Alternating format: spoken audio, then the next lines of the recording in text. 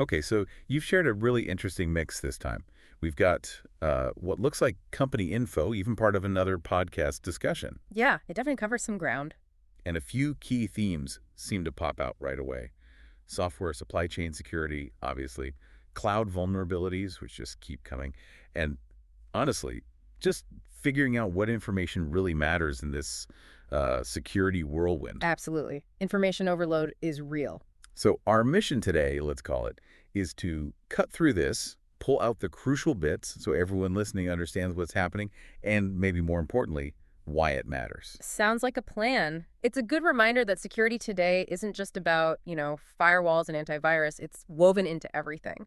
How we build software, the cloud infrastructure, even how we hear about it all. Right. So where should we start? You mentioned some info about a company called StoneFly. Yes, let's kick off there. They seem very focused on data protection, helping businesses grow their data infrastructure safely. Okay, StoneFly. They're positioning themselves as a pioneer in quite a range of tech. Right. SN, NAS, S3 compatible object storage. Right, the whole spectrum. Plus backup and disaster recovery, cloud solutions. They even mentioned advanced AI and security tech. That's a lot. It suggests a pretty comprehensive approach. It does. And looking at their specific services, there's a clear emphasis on depth. Things like immutable snapshots. Which are huge for security, right? Like an unchangeable record. Exactly. Especially against ransomware. They also talk up strong encryption, AES 256, both for data at rest and in transit. Very robust. Okay, what else? Then there's replication synchronous and asynchronous for high availability, intelligent tiering, smart flash caching for performance, and, as you hinted, a big focus on ransomware volume protection. Ransomware, yeah, always top of mind. They mentioned patented, immutable, and air-gapped repositories. That air-gap part sounds key. It really is isolating backups from the main network. Critical if the network gets hit. They also talk about control and node systems, compass mirroring, and a single UI to manage it all. Sounds integrated. That patent for the immutable and air-gapped stuff seems significant. Definitely highlights their focus. And it's Yep. not just them saying it. They mentioned a DCRG award too, recognizing them as top 5 across SAN, NAS, and object storage. External validation, always good. Right. So for listeners thinking about data protection, performance, scaling, maybe refreshing their backup DR, or working with a VMware, Hyper-V, Proxmox, StoneFly seems to be aiming for that affordable but capable space. With support too.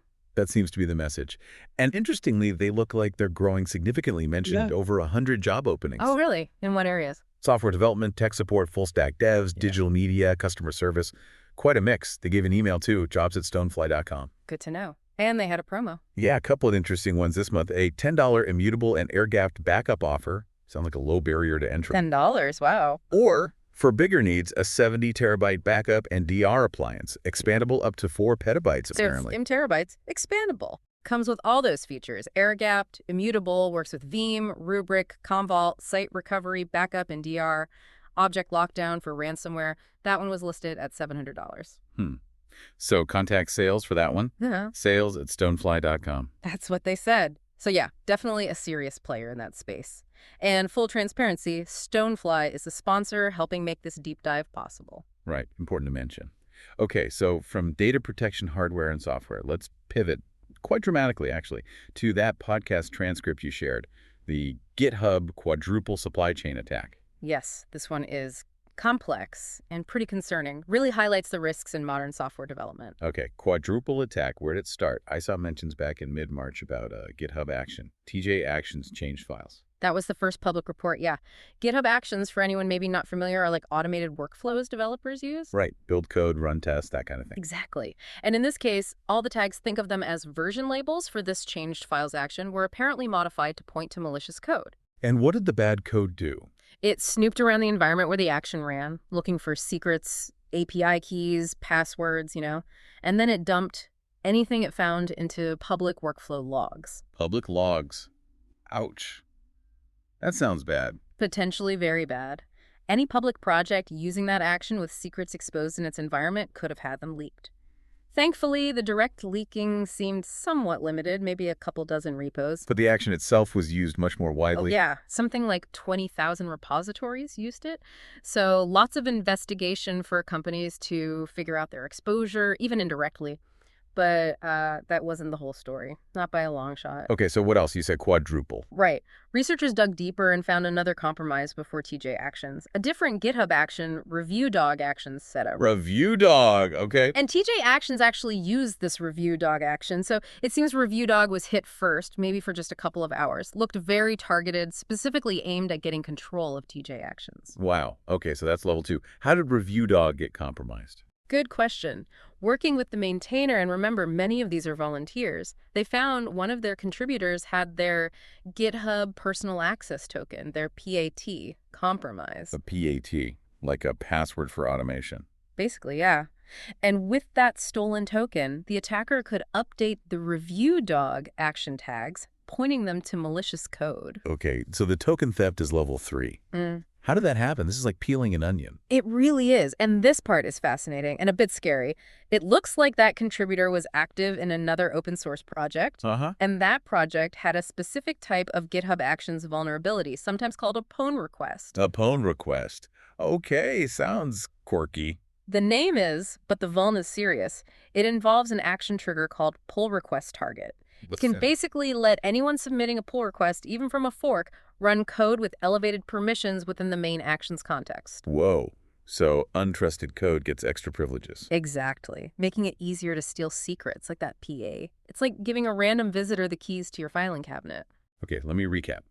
Vulnerability in Project A, pwn request, lets attackers steal contributor B's PT. Attacker uses PT to compromise review dog, Project C.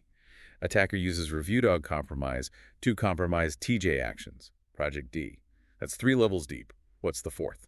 The 4th seems to be the initial target. Evidence in the malicious code suggests the attacker was specifically gunning for Coinbase early on. Coinbase, the crypto exchange. Seems so.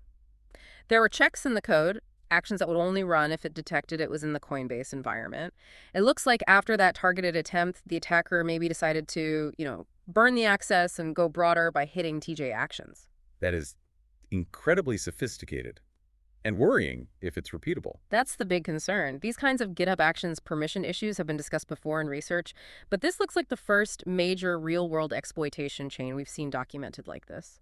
Could be a wake-up call. Yeah. There was another similar one recently too, right? CodeQL action. Yes. That surfaced shortly after. Could have been even wider impact given CodeQL's usage. It really highlights the complexity, the fragilities sometimes of the software supply chain. It feels like patching individual things isn't enough. There's a systemic risk here. Is the industry figuring out how to prevent this recurring? That's the million-dollar question. What can platforms like GitHub do? Is there a technical fix? Maybe like S3 lets you block public access by default? Something similar for actions?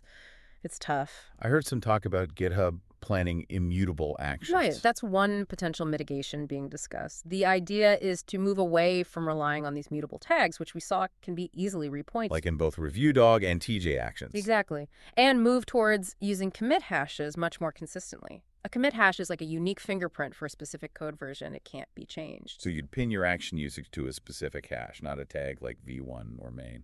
That's the current best practice, yes. Relying on main or even version tags is risky because the underlying code can change.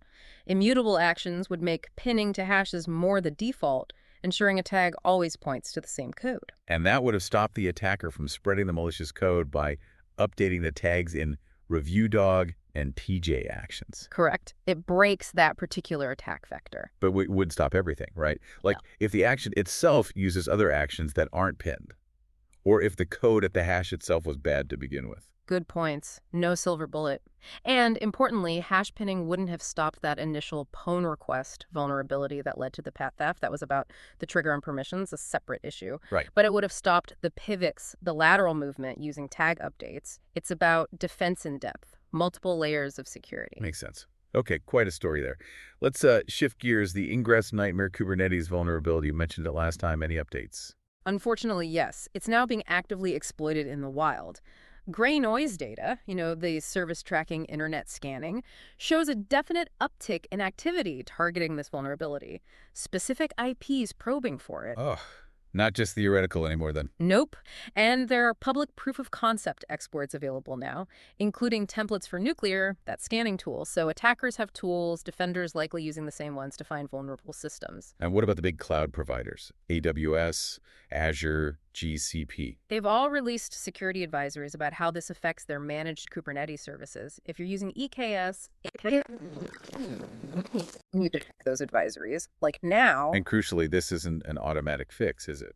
generally, no. It requires manual patching, manual intervention on the user's part. So if you haven't addressed the Ingress Nightmare yet, it needs to be a priority. Okay, another one for the list. Kubernetes is powerful, but complex. We'll probably see more like this. Agreed. Now, let's talk about another widely used piece of tech, the Next.js web framework. Right, for React apps. I saw a headline about a serious flaw there, too. Yes, pretty serious. It could potentially allow attackers to completely bypass login system security checks, Right. basically get access they shouldn't have. How does that work? Essentially, attackers can manipulate certain request headers, trick the Next.js application into processing the request incorrectly, skipping authentication or authorization steps. And is it easy to know if you're affected? That's the tricky part. Because Next.js is often a component within a larger app, just knowing the version isn't always enough. It depends on how it's implemented. Makes it hard to triage. Sounds like a headache for security teams. Are there tools? There are nuclear templates available for detection, similar to the Kubernetes issue, though, automated scans aren't always perfect, might get false positives or miss edge cases. Is there a workaround if patching isn't immediate? Yes, the recommendation is to configure your web server or CDN, basically the front door to your website, to block any incoming requests that contain a specific header, X middleware subrequest. Okay, block that header at the edge. Right. It can help mitigate until a proper patch is deployed. Given how popular Next.js is, this one needs careful attention and assessment. Definitely. Okay, moving on. What about this alleged Oracle breach? Sounded a bit uncertain. Yeah, this one's murky. In late March, a threat actor using the name Rose87168 claimed they stole over 6 million records from Oracle Cloud single sign-on SSO and LDA systems. SSO and LDAP. So user identity and access stuff. Exactly. And the data they claim to have stolen is pretty sensitive. Java key store files, JKS files, which hold cryptographic keys, encrypted passwords, other key files. If true, the impact could be huge, affecting potentially many Oracle Cloud tenants. But Oracle denied it. Oracle came out pretty firmly, saying there was no breach of Oracle Cloud infrastructure, denied the claims. So case closed. Not quite. The threat actor did provide some evidence. Screenshots, things like their username appearing on what looked like an internal Oracle server. It suggests some level of access, even if not the massive core breach they claimed. So maybe not Oracle Cloud itself, but something related. That's one possibility. It's also worth noting Oracle did acknowledge a separate incident affecting their Oracle Health Service around the same time. Adds complexity, maybe raises questions about overall security posture. Okay, so lots of confusion. Customers must be asking questions. What's the sensible approach here? Well, when you have claims, denials, but some suggestive evidence, the prudent thing is probably cautious vigilance. Assume some level of compromise might have occurred, even if the exact scope is unclear. What kind of compromise? Any theories? One theory floating around is maybe they didn't hit Oracle's managed cloud services directly, but perhaps exploited vulnerabilities in customer-managed, self-hosted Oracle servers that interact with Oracle Cloud. Ah, okay, so what should concerned users do? Good practice would be to rotate credentials, change passwords, keys, anything associated with Oracle SSO, LDAP, Oracle Access Manager systems. Do it soon if you haven't recently. Rotate creds. Anything else? Review audit logs for those systems. Go back a ways, weeks, maybe months. Look for anything suspicious, any activity you can't explain. And I guess the usual advice applies. Patch your systems, especially older vulns affecting things like SSO. Absolutely. Fundamental security hygiene. Keep everything patched. While the full truth of this alleged breach is still unclear, these steps help mitigate risk regardless. And keep an eye out for official updates from Oracle. Right. Okay, one last one. This Apache Camel vulnerability, CVE 2025-27636. Sounded like it got a lot of hype initially. It did. There was a premature leak of the details, reportedly by researchers at AT&T, before Apache had a patch ready. That leak included exploit info, and it caused a fair bit of panic. Comparisons to Log4Shell started flying around. Log4Shell. That was huge. Was this anywhere near that level? Not really, no. Apache themselves rated it only medium-moderate severity. The initial hype didn't quite match the reality. Why the difference? What made this less severe? Mainly, the conditions needed to exploit it are very specific, quite limited. It's not something just sitting there waiting to be hit in most apps using Camel.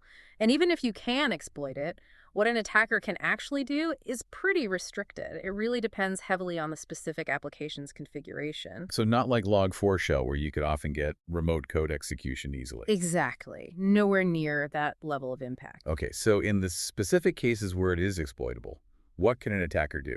Technically, they might be able to call methods within something called a bean, a Java thing in Camel, if those methods are declared in the bean's URI. But even if they can call a method, it might not be a useful one for an attacker.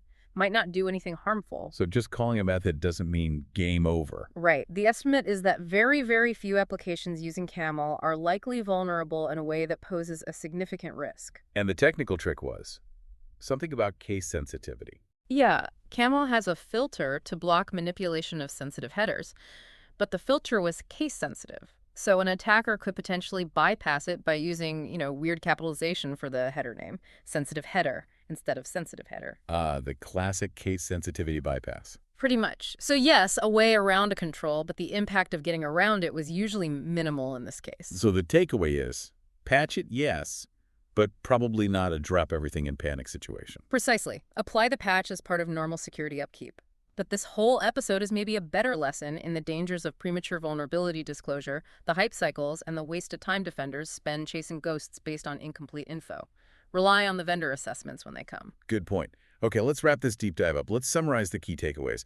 For that GitHub quadruple supply chain attack, sounds like the main action is review the detailed guidance out there. Check your workflows, adopt best practices like hash pinning. Definitely. For the Ingress Nightmare, check those cloud provider advisories if you use managed Kubernetes. Understand the manual patching needed and get it done. Again, follow the specific guidance for your setup. With the Next.js vulnerability, it's about identifying where you use it, using scanning tools carefully to check exploitability, and considering that header blocking mitigation, X-middleware subrequest, if you can't patch right away. And for the alleged Oracle breach, Prudence suggests rotating those SSO, LDAP, OAM credentials and keeping a close eye on official news from Oracle. Proactive steps are key when there's uncertainty. Finally, Apache Camel. Patch it, but don't lose sleep over it. It's likely lower risk than the initial noise suggested. Maybe the bigger lesson is about that hype itself. Absolutely. Which leads to maybe a final thought for our listeners. Considering that interconnectedness we saw with the GitHub attack and the noise around things like the Camel vuln, how do you prioritize? How do you decide where to focus your learning and your security efforts in this landscape that changes so fast? Yeah, that's the constant challenge, isn't it? Trying to filter the signal from the noise when it feels like a fire hose of security news every day. Hopefully this deep dive helped cut through some of that. Hope so. All right, that's all for this deep dive. Until next time, stay safe out there and keep learning.